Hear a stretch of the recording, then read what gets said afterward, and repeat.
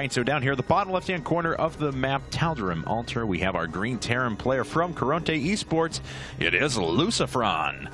And his opponent here in the upper left-hand corner of the map, having taken the last game from Karont3, it is their, I was about to say GoSu Zerg player. It is GoSu.ViBe. He is a GoSu Zerg player. I mean, yes, he is. He's quite good. Yeah. He's an expert at Zerg, so yes, therefore he would be a GoSu. That's what GoSu true. means. Yep. He's on the team. It's GoSu. So double GoSu, I guess. I know. It's one of those things when you say it, you stop yourself for a little while, and you're like, oh. Well, I'm diving into this head first. Yeah, and I'm curious to see what ViBe's going to do this time around. I'm curious to see what both of them are going to do. I haven't seen Lucifron play for a while, so I'm excited to see that. Everybody knows him, of course, from Warcraft 3. He was a very good Orc player, to say the least. And he has he's one of those Warcraft 3 players that's really kind of brought that style to StarCraft 2. It's very aggressive, very micro-intensive. And that's what we're going to see here. First, yeah. Yeah, very much so. Now that could be a lot of people will use that for fastest possible factory. Just get those Hellions out as quick as possible. But it is possible that we'll see the quick double gas into cloaked Banshees. We could see single gas into just uncloaked Banshees into an expand. A lot of possibilities off of that gas first opening for Lucifron. Yep, and yeah, I mean, especially like middle of last year, the Slayers Terrans were all going gas first pretty often, doing like Blue Flame Hellion drops and things like that. Looks like ViBe might be able to get in here and scout this right away, though. If he clicks that gas, he'll notice that actually he doesn't even need to click the gas because he even gets in there while the barracks is still building. And I know ViBe knows his timings really, really well, so he should be able to pick up just from this that it was gas first. And looks like the drone will sneak on by, though, just to make sure. And yes, indeed, he sees the gas, clicks on it. Yeah, ViBe is one of those players that's very meticulous about knowing the timings, knowing the numbers and things like that that go into all the builds. So yeah, he knows exactly what his opponent did to open this up, and so that'll give him a little bit of time to respond appropriately. But like you mentioned, you know, ViBe still doesn't know if it's going to be Banshees. It doesn't know if it's going to be something like Hellions. The factory placement, you know, and the reactor do suggest it's going to be Hellions, but you still can get, you know, Banshees after this. See, I think the big tell is that there's no second. Well, there wouldn't be a second gas this early anyway, so it's going to be a little while. And he may, well, he doesn't have any attack units out, so it's not like Lucifron's going to be able to chase away that drone for a while either, so ViBe coming back, actually deciding to do a little bit of damage to that SEV. Lucifron may need to cycle that out for another one, but not going to be that big of a deal. Double Queens coming up now for ViBe. He's going to have Zergling speed a little bit after that. Decided to pool, then gas. So his Zergling speed's going to be a little bit slow. Oh, wow. He's going for another quick Roach Horn. Oh, he is. All right. Interesting. I mean, I think this is a response to, of course, seeing that it's going to be really fast reactored Hellions. You know, again, a lot of Zerg players are picking Roaches rather than throwing down some Spine Crawlers just because it's a little bit more mobile. And on a map like this where there is no ramp into the main, it's kind of good to have Roaches. You know, they can respond to, you know, Hellion run-bys and things a little bit quicker than, of course, Spine Crawlers can. So, yeah, I think that's what we're going to see from ViBe. And that is not a fight that the drone will win. Oh! All right, so now it's going to be telling what comes out of Lucifron at this moment. So, yeah, immediately a Tech Lab is put down. Is he going to put up a starport as well? Looks like he canceled a couple things. Yeah, it's actually a command center, so this is going to be a reactor at Hellion expand when all is said and done. Yep, and only one drone to natural, so not a huge loss. Almost gets it there to build that extractor, excuse me, but didn't quite work out. Yeah. And now Lucifron is going to see the additional Roaches, and he's already starting to build in a bunker inside of his base. Probably saw what happened to his friend last time. Decides to go after a Roach Hellion. I'm sorry, a Roach Hellion build. That would be pretty ridiculous. Roach Hellion. It's a Marauder Hellion build. Yeah. Yep. And pretty soon it's going to be probably. Okay, is it just going to land it? Yeah, keep the wall. That's probably a good idea at this point. Yeah. But as we can see, ViBe isn't getting too aggressive with this. He you know, made a couple Roaches, but he didn't like go all in with it. No, not at all. So let's see now, though, as what is going to be the follow-up for ViBe. He does have that Spine Crawler up at the front as the Hellion trying to sneak back through, and does do so, at least going to be very annoying. Yep. Really tough to keep add-ons alive on this map. As you can see here, they kind of stick out, and with no ramp, the Roaches can fire that pretty easily. And, okay, there we go. Yeah, with the bunker, he's not going to push that in at all. No, unfortunately, doesn't have the ability to do so. We'll see how Luciferon follows this up. Of course, he does have his next command center finished, and his next kind of add-ons and structures are going to be very telling. That is why I was wondering. It's actually a third command center. Wow. Okay, yeah, very bold build here. And I wonder where he's going to float that, if he's going to float that down by the rocks. I mean, he does have Marauders, so he can take them out very quickly. Probably not going to float it up towards the middle expansion that's closer to his opponent. That wouldn't be the best idea ever. No, I wouldn't imagine so. And wow. It looks like ViBe maybe reading some Marauder Hellion all in from his opponent, but we know that that's not going to happen. Yeah, I think he's misreading things a little bit. And, you know, this amount of Spine Crawlers isn't going to break him or anything like that financially. But a little bit overreaction, obviously, we know. But he doesn't know. You know, for all he knows, it could be a Marauder Hellion expand. So might as well throw up a couple extra spines, stay safe. And the Hellions actually take down a Roach that was sitting at the Xel'Naga Tower. They're going to swing around the side, though. And, you know, Luciferon, I don't know if he clicked on the rocks, though, to see how much health they had. That would be pretty telling. He might now. Let's see. And nope. He was probably maybe playing with health bars, but let's see here, though, as ViBe, he's got a few links coming in after this as well, along with the Evolution Chamber. There's finally Layer Tech. We'll see if he decides to quad gas after this and go immediately into Spire, if this is just going to be for upgrade purposes. When he takes down the rocks, it goes for a third base.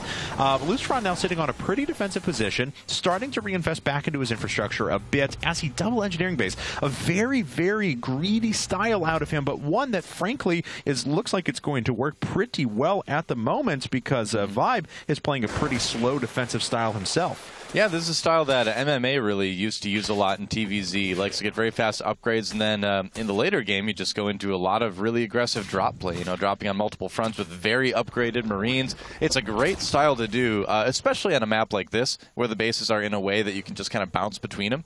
Yeah. Once the Mutas come out, though, if ViBe does decide to go Mutalisks, it'll be much tougher to execute that, of course. Yeah. But I always do like the double upgrade style. I think it's one of the neatest ways to play the game, just because there's such a fragile balance between defense and aggression, you know? And let's see here, though, as we do have just that second barracks down, so not a ton of units on the field for really both players. If we take a look at it, 70 supply to 72 at the 10.5-minute mark. Harkens back to the days of yore when we used to sit on fewer bases, but Luciferon, of course, will be able to shoot up very quickly because he does have that third orbital command finished up, now reinvesting back into his infrastructure, as he does have 5 barracks just about to finish. Yep, it's going to be a Marine tank. Probably going to throw some Medivacs in the mix pretty soon here. ViBe getting his Spire out right now. And so he's going to be starting to save up, get some Mutalisks out, of course, get his macro hatch. A rather Lenok-esque phase of the game for ViBe, where he's just going to be able to stay really safe on 2 bases as he kind of techs into that higher tech. Techs into that higher tech. It's a brilliant wordsmith, am I? Yes, yes, you are. I'm flabbergasted. He's teching. Hey, yo, dog. I heard you like tech. So put some tech in your tech, so you can tech while you tech. Tech while you tech. I'm good with that. It's totally not right, but thank you, Exhibit. What a gentleman. Thank you, Exhibit. All right, so let's see here, though, as ViBe finally does have his third base up, now starting to mine the gas off of it as well, so we can make sure he gets a decent number of mutas whenever this Spire does finish up. Looks like he'll have enough for just about 6. Yep. Now 5 is always a magic number. 6 is a good amount to start with here. All right. Well, is Luciferon preparing for this? Of course, he does have the engineering base finished up, so he can put up missile turrets pretty quickly. But the first one's just popping up outside of his third. There's another one as well, actually just guarding the place where the tanks are going to be sitting, which is kind of a cool move. Yeah, I like that. You know, burrowed roaches are still once in a while a possibility. Burrowed infestors too. It's not as rare, but you know, I mean, 100 minerals on a turret isn't a big investment to make. Looks like ViBe's going to get a pretty good scout of everything here. Yeah, he sees a good portion of the infrastructure. No real surprises though. Reactor, starport, couple of factories, lots of barracks. Notably, he doesn't see the double engineering base, but all he has to do is click on the unit to see that. And here comes the harassment from ViBe. Not a lot of Marines out yet. He could even pick up a tank here too if he wants. And it looks like he's at least going to try and get a couple of shots. Tank getting pretty low, trying to move away. Oh, but wow, directly into a few Marines. Now starting to get repaired up, though. And finally, we see the missile turrets getting put down. Yep. Vibe just going to try to continue to be very annoying with these Mutalisks. He's got 6 more on the way, and Mutalisks are really, really good. This is actually one of the better Muta maps in StarCraft 2. Yep, very much so. And you can see why. Oh, Overseer's going to move in, though. Does contaminate the starport, though. Going to prevent medevac production for quite a while. I like that. And it looks like Vibe is kind of gearing up for a bit of an attack here, too. So he wants any stim that Lucifron does to be permanent damage. Taking a look around now, though, Lucifron does have missile turrets pretty much everywhere, so pretty good coverage there. Vibe's Muta count starting to get higher and is just starting. Zerg Flyer attacks level 1. But, of course, with the 4 additional Mutas, he's going to have a very, very large pack. That's going to be something that Lucifron certainly needs to be conscious about throughout the course of this game. Oh, yeah, more harassment coming in for Vibe here at the natural expansion. Does manage to pick off a tank, it looks like. Yeah, it looks like Marines are finally being brought in. Lucifron not stimming up, though. Pretty nice out of him, making sure that he's pretty patient. He knows he doesn't have the medevac count yet to support that. And Vibe testing the front. Zergling gets killed by a siege tank, so he decides to pull back and not go ahead with the push. Yeah. And in the meantime, yeah, this is really good. I mean, this is something that Vibe loves to do. This is like his favorite thing in DBZ, to attack in one place and pull his opponent's units out of position, then come in and harass somewhere else. And it looks like he does finally force a stim out of Lucifron. Lucifron just can't continue to take those losses. Siege tank spread is pretty good, though, so it's still going to be difficult to assault this. But if the Mutas can start to kind of pick off those outlying tanks, that would be very, very good for Vibe. Yep. Maybe we can get some free Marines here. It's always nice to reduce some Marine count. And he gets a tank. Yes, he does. Not going to swing in through the front quite yet, though. Still just kind of waiting for the time being. He's got a lot of resources banked. Just about max, only about 15 supply away. He's They just finished up his 4th as well. Yeah, he's going to try to take out this 3rd base here. And all right, already Lucifron picking up and starting to lead things back into the tank line. This is going to be pretty difficult choke point to assault. A few units running around the north as well, but they all just get slaughtered. Ooh, yeah, that didn't work out quite as well. And I do like, though, that he's got enough banelings left over to make sure that the Marines don't get there in time to save the command center. Oh, the command center's so low. 80 hit points, 60, 50, 10, and dead. Yeah, not bad at all for Vibe. Does supply block his opponent as well. Great zoning with the banelings to give the Mutas the time to take out the command center. And that's going to give Vibe a nice little bit of breathing room here to sort of tech up. Although, no, Lucifron just going for it. Yeah. Wow, yeah, he just wants to try to end the game right here. And Vibe doesn't have a lot to defend this at the moment. No, Lucifron actually has a massive, massive supply advantage in Army. So he's down by 27 workers, and he's up by 9 supply overall.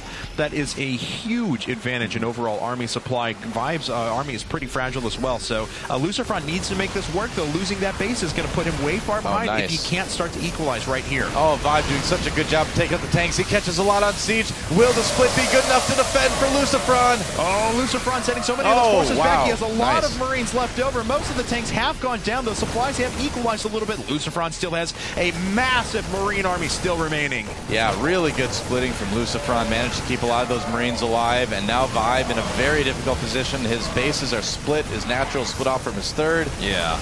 Oh, and he picks off most of the banelings before they come up. A few still do make their way in, but still a lot of Marines remaining now for Lucifron, and he is going to be able to pick off a base, so equalizing at least the one that he lost. Yeah, this is just the most frustrating feeling as a Zerg player, too. You go and you do so well in your attacks, you pick up a lot of tanks, but you know, in the end, your opponent just counterattacks, and you're just not able to make units fast enough.